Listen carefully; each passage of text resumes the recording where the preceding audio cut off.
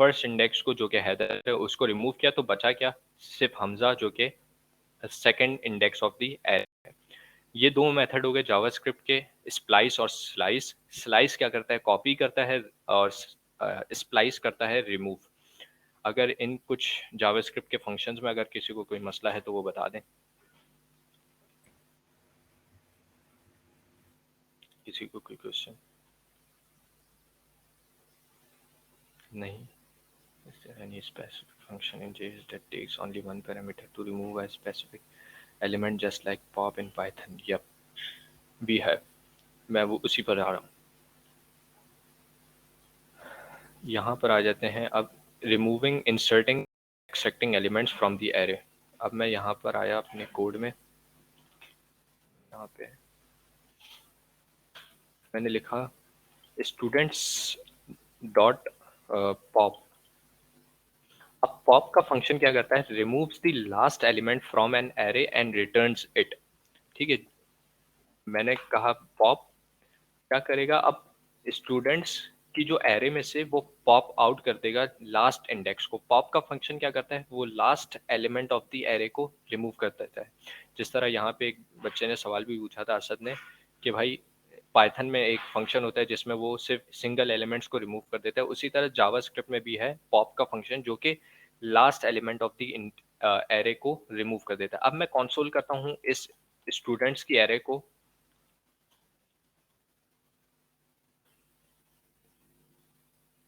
अब मेरे पास बचा क्या, हादी और हैदर नाम का के दो एलिमेंट्स। ठीक है, जो थर्ड इंडेक्स था मेरे पास, सेकंड हमजा के नाम से तीसरा एलिमेंट जो था वो रिमूव हो गया। क्यों, क्योंकि इस पॉप के फंक्शन की वजह से। ठीक है, तीन फंक्शन अब तक हमने एरे के पढ़ लिए। स्लाइस जो कि कॉपी करता है, स्प्लाइस जो कि रिमूव करता है, और पॉप यानी जो कि इंडेक्स के लास्ट एलिमेंट को रिमूव करता है। एक और मेथड होता है स्टूडेंट्स डॉट शिफ्ट और अनशिफ्ट। शिफ्ट, अब शिफ्ट क्या करता है, शिफ्ट का method removes the first element from an array and returns it. Pop का फंक्शन क्या करता था कि last element of the array को रिमूव करता था। अब शिफ्ट का फंक्शन क्या करेगा, जो first element of the array है उसको रिमूव करेगा। अब मैं आया ब्राउजर पे, मैंने रिलोड किया तो फर्स्ट इंडेक्स पे था मेरा हादी नाम का एलिमेंट, उसने इसको रिमूव कर दिया और मुझे रिटर्न कर दिए अपनी एरे, जिसमें दो एलिमेंट्स बच गए, एक हैदर और एक हमजा। ठीक है, एक और मेथड है जावास्क्रिप्ट में एरेज के रिलेटेड। इन मेथड्स को याद ना करिएगा, आप जितना यूज करते जाएंगे, प्रैक्टिस करते जाएंगे, ये आपको याद होते जाएंगे। ठीक है, स्टूडेंट्स डॉट अनशिफ्ट करके एक मेथड है जो कि करता क्या है, insert new elements at the start of an array and returns the new length of the array.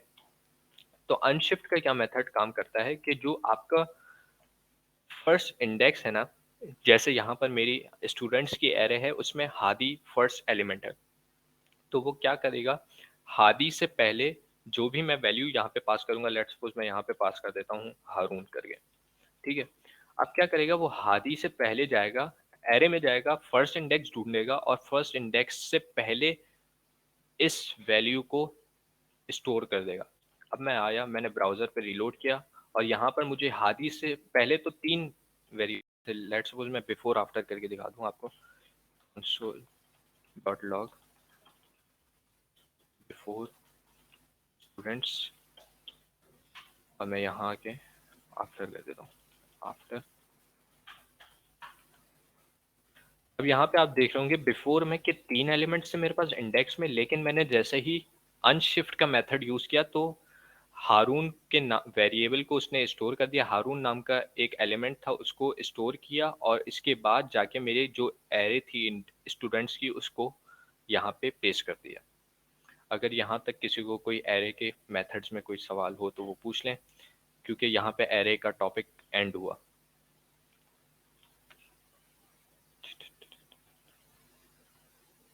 अगर किसी को कोई क्वेश्चन है तो पूछ लें। यहाँ पर आ जाते हैं, कहाँ गया एरे, नहीं है, एक मिनट मैं ब्रेक ले लूँ।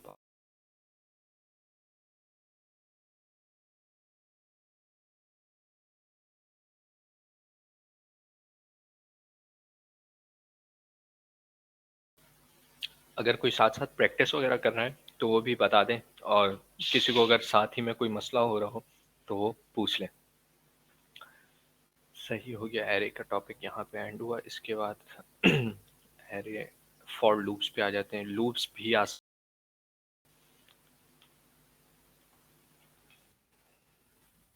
एक बार ओवरव्यू दे देता हूँ, बेसिक सा जनरल। लूप्स होती क्या है?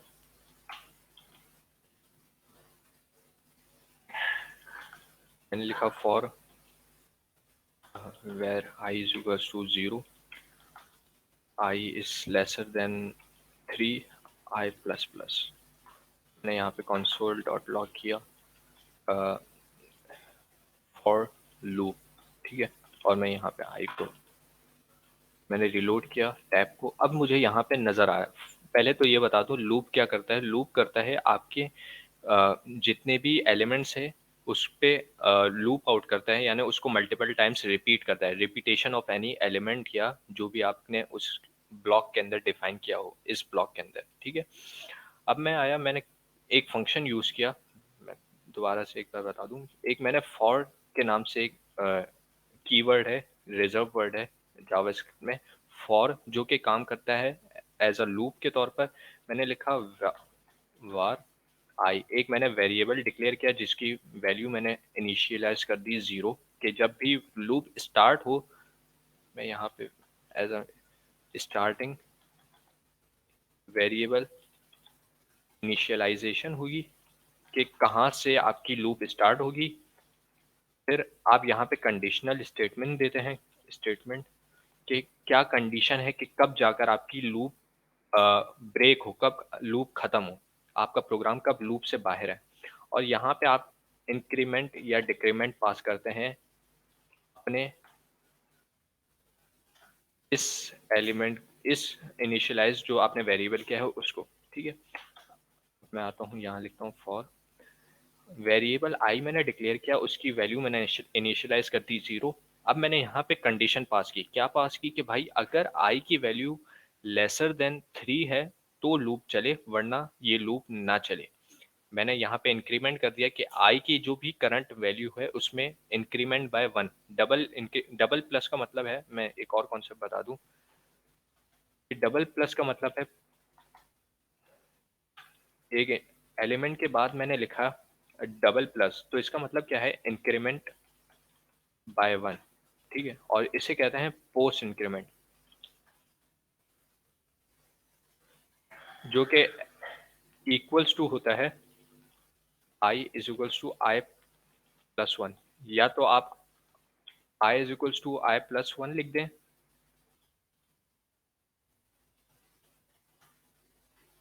I is equals to i plus one लिख दें, या तो आई डबल प्लस लिखें, बात एक ही है। और इसी तरह डिक्रीमेंट में भी यही होगा कि आई माइनस माइनस लिख दें, जो कि डिक्रीमेंट हो जाएगा, ठीक है। पहले ये वैल्यू लूप में चलेगी, इसके बाद वो जाके इंक्रीमेंट करेगा।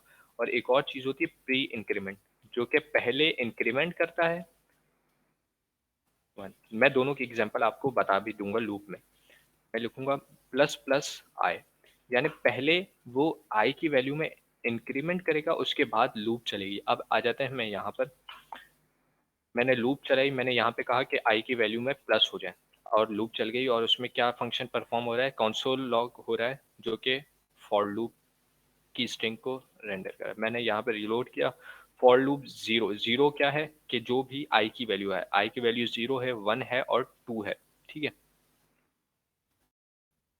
अब मैं यहाँ पर आया, मैंने लिखा, ये था पोस्ट इंक्रीमेंट। अगर मैं चाह रहा हूँ प्री इंक्रीमेंट हो, मैंने रिलोड किया एज अ एक्शन या एज अ फंक्शन, वो उसी तरह काम कर रहा है जिस तरह लूप ने पोस्ट इंक्रीमेंट ने एक्शन परफॉर्म किया था, कि वो पहले वैल्यू आई की रेंडर कर दी थी, उसने शो कर दी थी, प्रिंट कर दी थी, और उसके बाद जाके इंक्रीमेंट किया था, ठीक है। मैं यहाँ पर आया, मैंने रिलोड किया ब्राउजर, और यहाँ पे लूप शो हो गए। अब मैं यहाँ पर आता हूँ, फॉर लूप के बाद है फ्लैग्स, बूलियंस, एरे एलिमेंट्स, ब्रेक, ठीक है। एक और फॉर लूप के अंदर ही एक और चीज है ब्रेक के नाम से, एक कीवर्ड है। ठीक है, क्या करता है कि ब्रेक का कीवर्ड कि लूप को फौरन उसी वक्त ही ब्रेक कर देगा, वो फंक्शन आपका प्रोग्राम उसी वक्त लूप से बाहर आ जाएगा। ठीक है, मैं यहाँ पर आया, मैंने ये सारे एलिमेंट्स, अब पहले तो लूप क्या चल रही थी, 0 से स्टार्ट हो रही थी। लोड करता हूँ।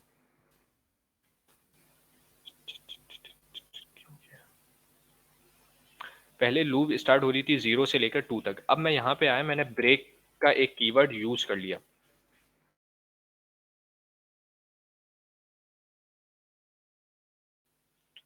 अब ब्रेक का कीवर्ड क्या करेगा कि जैसे ही वो कंसोल लॉग को प्रिंट करेगा और उसके बाद नेक्स्ट लाइन पे आएगा, वो देखेगा कि भाई यहाँ पे तो ब्रेक का कीवर्ड है, तो ब्रेक का कीवर्ड क्या करता है, फौरन से ही वो लूप को ब्रेक आउट करता है और फंक्शन लूप से बाहर आ जाता है। मैंने रिलोड किया तो मैं मुझे जहां पर 0 1 2 दिखने चाहिए थे, लेकिन अब यहाँ पे सिर्फ दिख रहा है फॉर लूप 0, कि 0 पहली बार ही लूप चला और वहीं से एग्जिट हो गया। वो क्यों हुआ, क्योंकि ये ब्रेक के कीवर्ड की वजह से। ठीक है, ज्यादातर ब्रेक कीवर्ड यूज होता है कंडीशनल स्टेटमेंट्स वगैरह जब लगाते हैं कि भाई अगर ये कंडीशन मेरी पूरी हो तो ब्रेक हो वरना ना हो। लेट सपोज मैं चाह रहा हूँ कि जैसे ही मुझे कहीं डिविजिबल बाय 3 का कोई एलिमेंट नजर आए ना, कि कोई ऐसा नंबर हो जो कि डिविजिबल बाय 3 हो, तो वो फौरन से लूप ब्रेकआउट कर जाए वरना लूप चलती रहे। तो मैं यहाँ पे आया, मैंने लिखा if i is modulus modulus by 3 is equals to 0 then break, वरना लूप तो चलती रहेगी। मैं आया, मैंने रीलोड किया।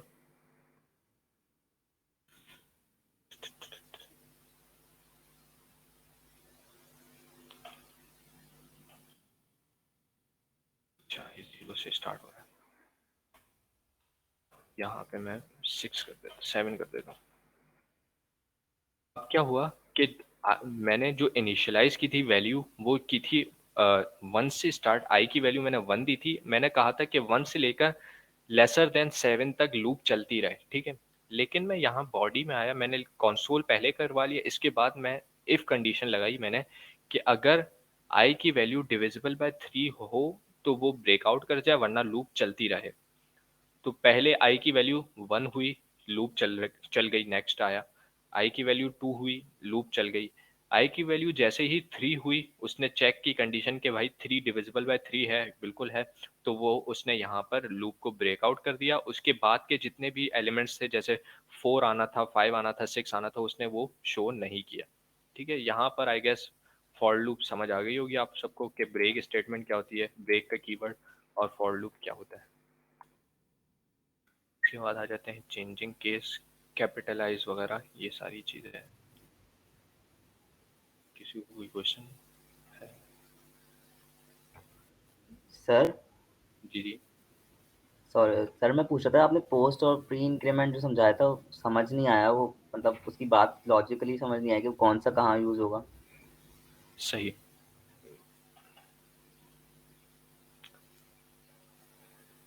लेट्स सपोज उसकी प्रॉपर एग्जांपल मुझे बुक में अगर मिल जाए, बुक में एग्जांपल, जो मेन कॉन्सेप्ट ये है पोस्ट और प्री इंक्रीमेंट का, कि वो पहले, मैं यहाँ पर आया, मैंने लिखा और j is equals to i plus plus, ठीक है, और मैंने यहाँ पे लिख दिया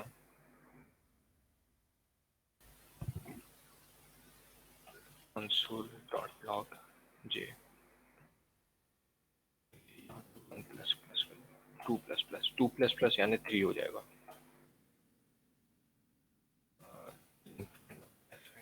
पोस्ट फिक्स ऑपरेशन,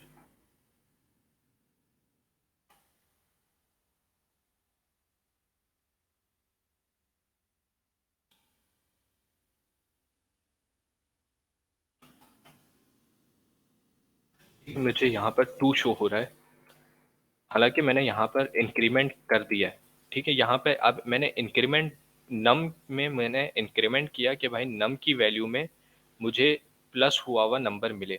ठीक है, लेकिन मैं अब यहाँ पर आता हूँ, मैं num की वैल्यू को देखता हूँ, या तो मैं यहाँ पर,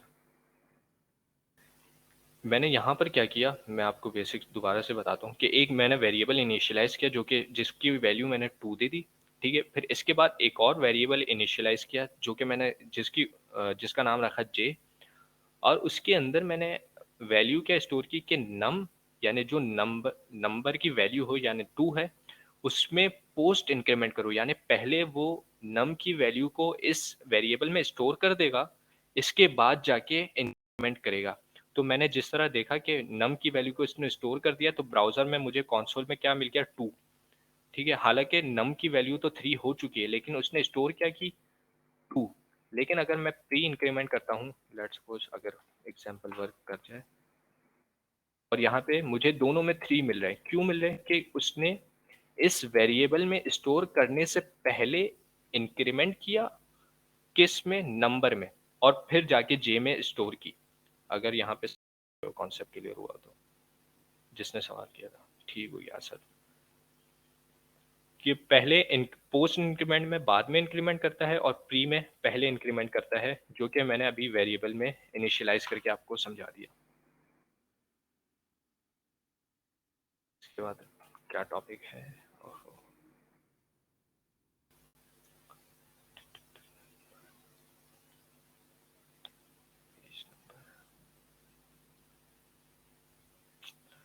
वैसे हर टॉपिक्स के बिल्कुल एंड में आप देखेंगे तो आपको कुछ एक्सरसाइजेज मिलेंगी, मैं यहाँ पे दिखा दूँ। तो आप जैसे ही इस पे क्लिक करेंगे लिंक पर, तो आपको कुछ एक्सरसाइजेज मिलेगी, तो आप वो तकरीबन हर हर टॉपिक के बाद 20 एक्सरसाइजेज हैं, जो कि आप अपने तौर पर प्रैक्टिस के तौर पर कर सकते हैं कि जावास्क्रिप्ट किस तरह आप कॉन्सेप्ट्स क्लियर कर सकते हैं। तो आप यहाँ पे प्रॉपर तरीके से, मैं एक लेट्स सपोज ये एक सवाल कर देता हूँ, what is the keyword that displays a message box. Message box कौन डिस्प्ले करता है, अलर्ट करता है। कीवर्ड बताना है तो मैंने अलर्ट कीवर्ड बता दिया और इसने बता दिया कि करेक्ट है, वो नेक्स्ट पे आ गया, ठीक है। इसी तरह अगर मैं यहाँ पे कोई रॉन्ग आंसर लिखूँ तो वो मुझे बता रहा है कि sorry that's incorrect, the correct answer is, जो भी उसने बता दिया, ठीक है। यहाँ पर आता हूँ टॉपिक्स में, इंडेक्स, फॉर लूप हो गया, चेंजिंग केस पे आ जाते हैं। बेसिक से जावास्क्रिप्ट के कुछ फंक्शंस हैं जो कि टेक्स्ट के इस केसेस को चेंज कर देता है। जैसे अगर लोअर केस में है तो उसको अपर केस कर देगा, लोअर केस है तो उसको कैपिटलाइज में कर देगा, यानी सेंटेंस केस में कर सकता है।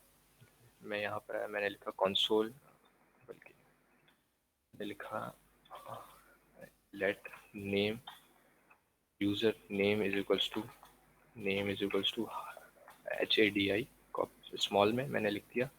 अब मैं कंसोल करवा रहा हूँ user name dot upper dot to upper case, ठीक है। जावास्क्रिप्ट में एक फंक्शन है डॉट टू अपर केस का, कि जितने भी स्ट्रिंग में क्या बोलते हैं अल्फाबेट्स हैं, उनको सारे तमाम अल्फाबेट्स को कैपिटलाइज कर देगा, अपर केस में ले आएगा, सॉरी। मैंने जैसे ही रिलोड किया तो ब्राउजर में मुझे नजर भी आ रहा है कैपिटल हादी। अब कुछ एक और फंक्शन है डॉट टू लोअर केस, तो मैंने यहाँ पे अपर केस कर दिया, जैसे मैं हादी HADI और टू लोअर केस, मैंने ब्राउजर को रिलोड किया और मुझे यूजर नेम का जो कैपिटल में नजर आ रहा था अपर केस में, मुझे यहाँ पे लोअर केस में शो हो रहा है। Dot to upper case, dot to lower case, dot to capitalize है शायद, नहीं कैपिटलाइज, मैं देख लेता हूँ कौन कौन से और हैं। मैं अपर केस है, लोअर केस, बस ये दो केस हैं जो कि आप चेंज कर सकते हैं जावास्क्रिप्ट में, ठीक है। इस एक अपर केस हो गया और टू, ताकि आपके पास भी गिटहब पे सेव रहे, आपको याद है। इसके बाद आ जाते हैं, चेंजिंग केस हो गया, strings, measuring length, okay, measuring length और finding segments, finding a character at a location और रिप्लेसिंग करेक्टर्स, ओके, ठीक है। यहाँ पर आ जाते हैं, मैं चाह रहा हूँ कि एक एरे है, let students is equals to Hadi Haider और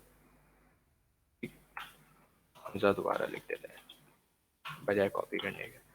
मैंने लिखा एक एरे डिफाइन कर दी। अब मैं चाह रहा हूँ कि ये जो एरे है इसकी लेंथ पता चल जाए कि इसके अंदर कितने एलिमेंट्स है। तो वो किस तरह पता चलेंगे? तो जावास्क्रिप्ट में एक फंक्शन है डॉट लेंथ करके। मैंने लिखा students dot length,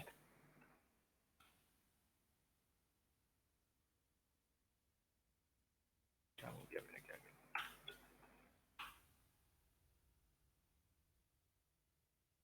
student, okay,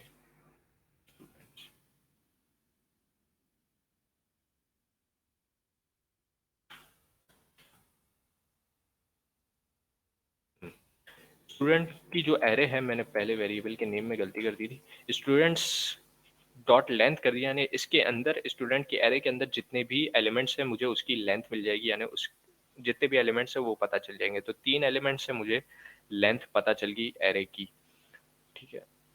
इसके बाद था करेक्टर मालूम करना इसी स्ट्रिंग में। मैंने लिखा let my name is equals to Hadi. अब मैं लिखता हूँ console डॉट लॉग, console कर दो माई नेम डॉट चार हेड, ठीक है।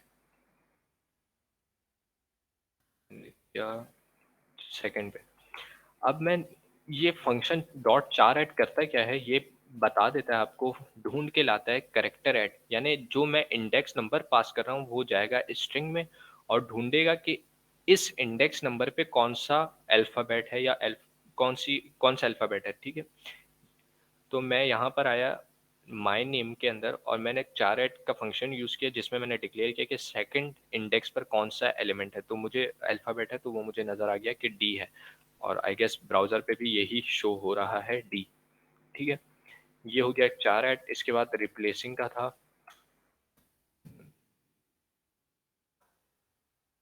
यहीं पे शो डॉट रिप्लेस, मैं यहाँ पे लिख देता हूँ B.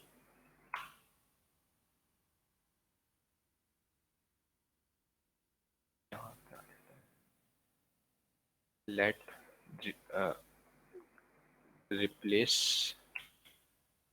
My name dot replace,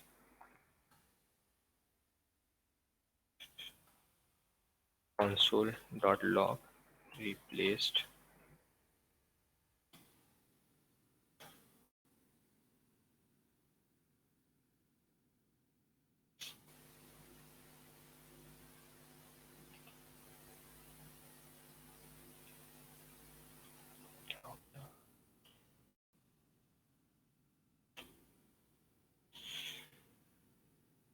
minute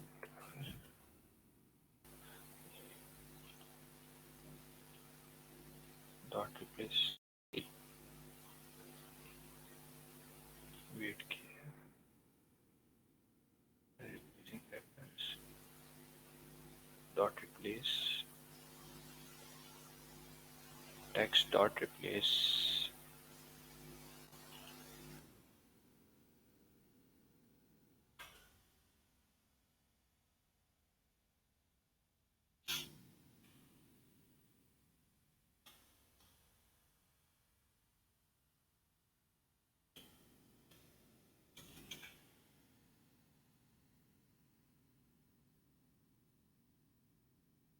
dot char at 2 dot replace search value and replace, okay मैंने यहाँ पे मिस्टेक कर दी। रिप्लेस का फंक्शन क्या करते हैं, जिसमें आप फर्स्ट पैरामीटर में वो वैल्यू देते हैं जो कि आपको फाइंड करवानी होती है। तो मैं लिख देता हूँ डी आई, रिप्लेस को मैं प्रिंट कर लेता हूँ और यहाँ पे मुझे रिप्लेस्ड वैल्यू नजर आ गई कि क्या थी। मैंने कहा कि रिप्लेस के फंक्शन को मैंने एक पहले पैरामीटर में दिया डी आई, कि भाई जाके इस माय नेम के अंदर डी आई की वैल्यू देखो, अगर आपको मिल जाए तो वो रिप्लेस कर दे इस, मैंने जो भी अल्फाबेट्स पास किए हैं, ठीक है। तो यहाँ पे मुझे बिल्कुल शो भी हो रहा है रिप्लेस स्ट्रिंग। यहाँ पे आ जाते हैं पेज नंबर 2 पे। रिप्लेस हो गया rounding numbers generate random numbers. Round numbers को राउंड करना यानी पॉइंट्स को राउंड करना, तो मैं लिख देता हूँ 23.5 डॉट राउंड। ठीक है, मैंने कंसोल में लिख दिया।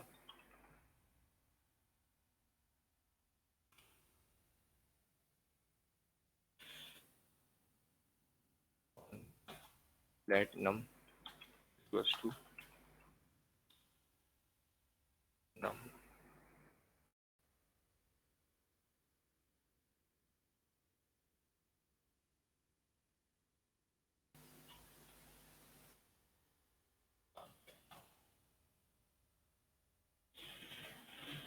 Dot to fixed. Okay, sorry मैं भूल गया। अच्छा, जावास्क्रिप्ट में एक फंक्शन है डॉट टू फिक्स करके, जो कि क्या करता है, जिसके अंदर मैं पैरामीटर पास करता हूँ, उतने नंबर्स पास करता हूँ कि भाई मुझे ये जो पॉइंट्स डेसिमल में वैल्यूज है वो मुझे टू फिक्स कर दे, यानी जितने भी डेसिमल्स है वो मुझे ला कर दे दे, सिर्फ वन डेसिमल प्लेस तक के नंबर। तो मुझे ब्राउज़र में शो होना चाहिए 23.4, और मुझे ऐसा ही शो हुआ, बजाय इसके कि मुझे पूरे वैल्यू शो होती, उसने सीधा मुझे डायरेक्ट 23.4 शो कर दिया। अगर मैं डॉट टू फिक्स जीरो करता तो वो मुझे कोई पॉइंट में वैल्यू लाकर नहीं देगा, 23 से डायरेक्ट लाकर देती। एक और चीज़ है ब्राउज़र में जो कि आप चेक कर सकते हो रैंडम नंबर्स जनरेट करने के लिए,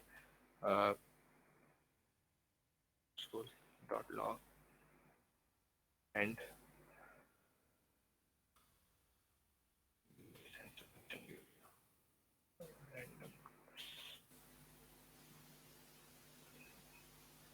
जनरेट रैंडम नंबर्स और math dot random, sorry. JavaScript में आप रैंडम नंबर्स जनरेट कर सकते हैं, तो मैथ डॉट रैंडम लिखेंगे तो आपको वो रैंडम नंबर्स जनरेट करके दे देगा। और यहाँ पर मुझे जनरेट नंबर मिल गया, डॉट डॉट टू फिक्स कर दूंगा तो वो मुझे लेट्स सपोज मैंने कहा दो इंडेक्स नंबर तक मुझे वैल्यू नजर आए, तो उसने राउंड ऑफ करके जो टू इंडेक्स नंबर्स तक मुझे डेसिमल प्लेस तक की वैल्यूज दे दी। इसके बाद आ जाते हैं इंडेक्स पेज पर।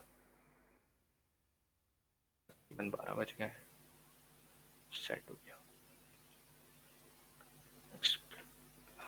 राउंडिंग नंबर्स होंगे, कन्वर्टिंग स्ट्रिंग्स है, ये तो बेसिक सी चीज़ें हैं। फंक्शंस पे आ जाते हैं कि आज का लास्ट टॉपिक होगा इंशाल्लाह, फंक्शंस। आप डिफरेंट काम करने के लिए डिफरेंट फंक्शंस बनाते हैं। ये जो कुछ हम राउंड ब्रैकेट के साथ यूज़ कर रहे थे, जो कि जावास्क्रिप्ट की तरफ से प्री डिफाइंड या लाइब्रेरी फंक्शंस थे। अब मैं चाह रहा हूँ कि मैं खुद से कोई फंक्शन बनाऊँ, तो क्या कि तो मैं बना सकता हूँ या नहीं? तो मैं बिल्कुल बना सकता हूँ। मैं लिखता हूँ कि कॉन्स्ट माई गेट यूज़र यूज़र इनपुट नाम का एक मैंने फंक्शन बनाना है, बल्कि मैं एक फंक्शन से। अच्छा, फंक्शन डिक्लेयर करने के दो मेथड्स हैं, एक होता है एरो फंक्शन, एरो फंक्शन, और दूसरा होता है आपका नॉर्मल फंक्शन से के थ्रू, फंक्शन के कीवर्ड के थ्रू, कीवर्ड फंक्शन। दोनों मेथड बता दूं तो पहला मेथड है फंक्शन लिखूंगा मैं, फिर मैं फंक्शन का नाम लिख दूंगा जो भी मुझे देना है। मैंने लिखा यूजर इनपुट, ठीक है, और इसके अंदर ये दो राउंड ब्रैकेट्स का मतलब है कि भाई ये फंक्शन है, और इसके अंदर मैंने कर्ली कर्ली ब्रैकेट बना दिया जिसके अंदर मैं बॉडी को डिफाइन करूंगा। मैंने लिखा prompt const data is equals to from enter your name, ठीक है। अब मैंने कंसोल करवा लिया डेटा को। अब मैं ब्राउज़र पे आऊँगा, मुझे प्रॉम्प्ट शो होना चाहिए, क्यों नहीं हो रहा है भाई? मैं रिलोड कर रहा हूँ बार बार, क्यों मुझे फंक्शन प्रॉम्प्ट शो नहीं हो रहा? वो इस वजह से कि जब भी हम फंक्शन बनाते हैं उसको हमें, फंक्शन की तीन चीज़ होती हैं कि आप फंक्शन को डिक्लेयर करते हैं आप, फिर फंक्शन को डिफाइन करते हैं और फिर फंक्शन को कॉल करते हैं। मैंने फंक्शन को डिक्लेयर और डिफाइन तो कर दिया, लेकिन मैंने कॉल नहीं किया। तो मैं यहाँ पर आया, मैंने यूज़र इनपुट, और मैंने यहाँ पे जिस तरह मैं नॉर्मली डिफरेंट फंक्शंस को कॉल कर रहा था, उस तरह मैंने यहाँ पर यूज़र इनपुट के फंक्शन को कॉल किया। अब मैं यहाँ पे रीलोड कर रहा हूँ ब्राउज़र पे, मेरे पास एक प्रॉम्प्ट शो हो रहा है, मैंने लिख दिया हादी हैदर। जैसे ही मैं एंटर करूँगा मेरे पास कंसोल में नाम शो होना चाहिए और बिल्कुल शो हो रहा है, ठीक है। एक और तरीका था एरो फंक्शन का, वो भी बता देता हूँ मैं। बिल्कुल सिमिलर एग्ज़ाम्पल के साथ कर लेते हैं। कॉन्स्ट मैंने लिखा और मैंने वेरिएबल यू फंक्शन का नाम दे दिया, ठीक है। अब क्या किया, मैंने एक वेरिएबल डिफाइन किया जिस तरह मैं नॉर्मल वेरिएबल डिफाइन करता हूँ। इसके अंदर मैंने 2 राउंड राउंड ब्रैकेट दे दिए जो कि मैंने डिफाइन किया कि भाई ये एक फंक्शन होगा। इसके अंदर मैंने एक एरो दे दिया, ठीक है। नाम से भी आपको ऊपर पता चल रहा था कि एरो फंक्शन जिसमें कोई ना कोई एरो होगा, तो यहाँ पे ये एक एरो आ गया और यहाँ पे मैं बिल्कुल सिमिलर बॉडी कॉपी करके यहाँ पेस्ट करता हूँ और मैंने यहाँ पर रीलोड किया। बिल्कुल एग्ज़ैक्टली सेम काम करेगा लेकिन मेथोडोलॉजी डिफरेंट हो गई। तो दोनों आप तरीके यूज़ कर सकते हैं, कोई मसला नहीं है। आई होप यहाँ तक जो मेन टॉपिक्स आज क्लियर हो गए। कल इंशाल्लाह 3 से 4 चीज़ें रह गई हैं, डॉम रह गया। डॉम को हम पढ़ाएँगे ताकि कल ही पढ़ाएँगे ताकि आपको रिएक्ट के साथ इसको कनेक्ट करना बताएँ कि डॉम क्या होता है और फिर जो रिएक्ट में वर्चुअल डॉम का कॉन्सेप्ट है वो क्या होगा। इंशाल्लाह उसके साथ आपको कनेक्ट करते हुए बताएँगे तो ज़्यादा आसानी हो जाएगी समझने में, फ्राइडे को दैट मीन्स। और इसके बाद एक स्विच स्टेटमेंट है और डू व्हाइल लूप है और कुछ माउस के इवेंट्स हैं जो कि मैं लास्ट क्लास में शायद पढ़ा चुका था। ये सारी चीज़ें वैसे भी पढ़ा चुका हूँ, एक बार ओवरव्यू के लिए आप अपने तौर पर यूट्यूब से वीडियो देख लीजिएगा और कल इंशाल्लाह फास्ट पेस में जावास्क्रिप्ट के जो भी बेसिक जो रिमेनिंग टॉपिक्स हैं वो रह गए हैं, वो क्लियर करवा देंगे। यहाँ तक अगर किसी को कोई क्वेश्चन हो तो वो पूछ लें।